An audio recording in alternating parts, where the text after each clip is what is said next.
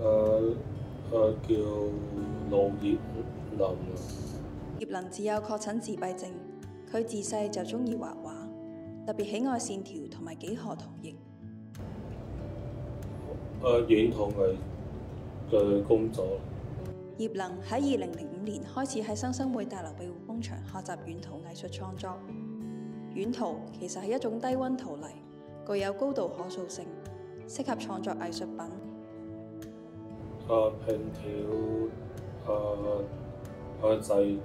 製造嗰啲類似玻璃畫板之類。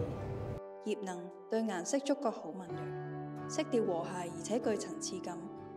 佢會先用園圖拼砌出唔同嘅拼條，每條拼條都有獨特嘅圖案。葉能夠將拼條折成薄薄嘅一片，再排列喺唔同造型嘅玻璃上面，最後放入焗爐低溫烘焗完成。